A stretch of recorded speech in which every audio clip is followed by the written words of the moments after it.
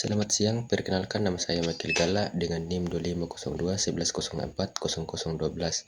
Pada kesempatan ini kami akan membahas tentang problem dan solusi penegakan hukum yang berkeadilan di Indonesia. 1. Warisan Belanda pada sistem hukum di Indonesia.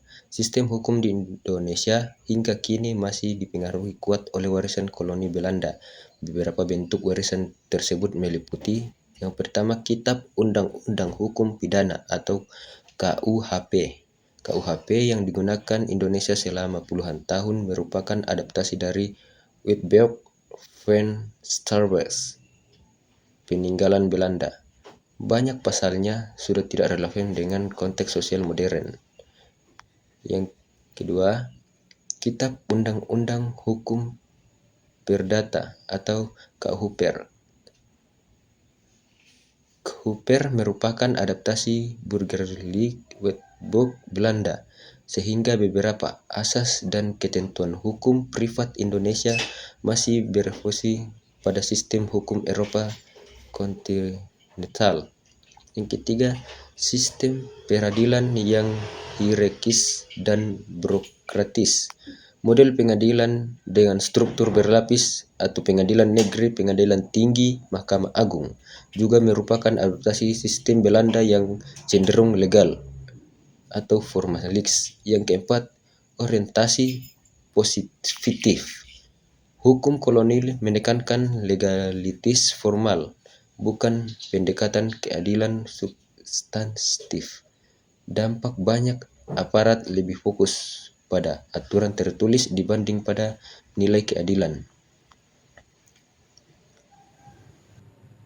Baik, akan saya lanjutkan. Tapi sebelum itu saya akan perkenalkan, nama saya Adil Julistoka dengan NIM 250211040013.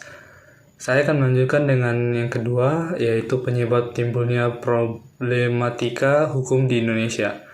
Beberapa faktor yang menyebabkan munculnya berbagai masalah penegakan hukum antara lain, yang pertama itu adalah lemahnya integritas aparat penegak hukum, seperti korupsi, kolusi, serta praktik suap di berbagai lembaga hukum, seperti kepolisian, kejaksaan, dan peradilan, yang menurunkan kepercayaan publik dan menggagalkan pencapaian keadilan. Yang kedua, tumpang tindih peraturan. Indonesia memiliki ribuan regulasi yang sering tidak sinkron antar sektor dan antar wilayah. Konflik antara UU pusat dan peraturan daerah menyebabkan kebingungan dalam penegakan hukum. Dan yang ketiga, kesenjangan sosial dan ekonomi.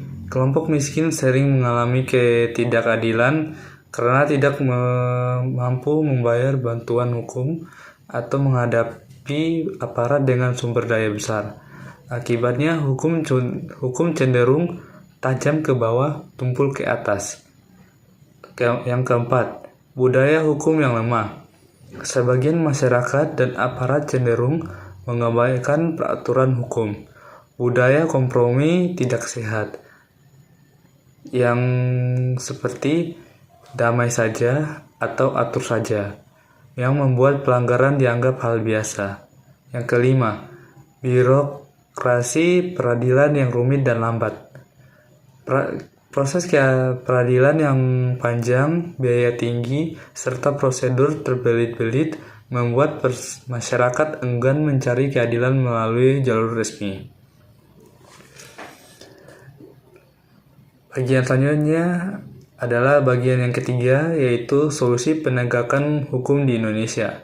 Untuk mencapai keadilan hukum yang ideal, beberapa solusi yang dapat dilakukan adalah: A. Reformasi aparat penegak hukum, yaitu peningkatan pengawasan internal dan eksternal aparat, penerapan teknologi digital atau e-court, e-prosecution, and e-policing untuk mencegah manipulasi, peningkatan kesejahteraan aparat agar tidak mudah korup.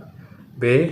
Harmonisasi dan pembaruan peraturan, mempercepat revisi dan pembaruan KUHP, KUHPR, dan berbagai regulasi kolonial lainnya. Menyederhanakan regulasi agar tidak tumpang tindih. C. Penguatan akses keadilan. Menyediakan bantuan hukum gratis bagi kelompok miskin atau legal aid, dan meningkatkan hukum jumlah lembaga bantuan hukum atau LBH di daerah terpencil. Yang keempat, pendidikan dan penguatan budaya hukum, yaitu mengedukasi masyarakat tentang pentingnya taat hukum sejak usia dini dan mendorong transparansi dan partisipasi publik dalam proses peradilan. E. Optimalisasi peradilan restoratif.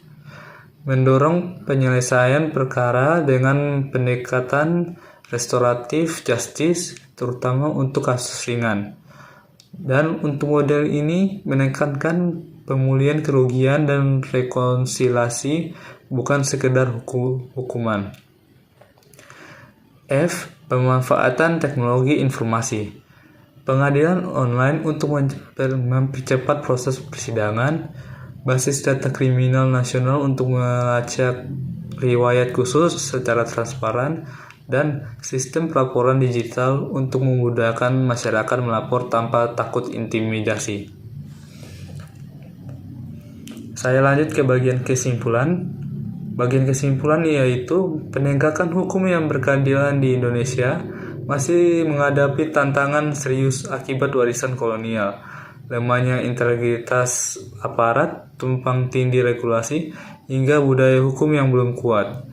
Namun, melalui reformasi menyeluruh, mulai dari pembaruan peraturan, peningkatan integritas aparat, penggunaan teknologi, hingga penguatan budaya hukum, Indonesia dapat membangun sistem hukum yang lebih modern, efektif, dan benar-benar berpihak pada keadilan substantif.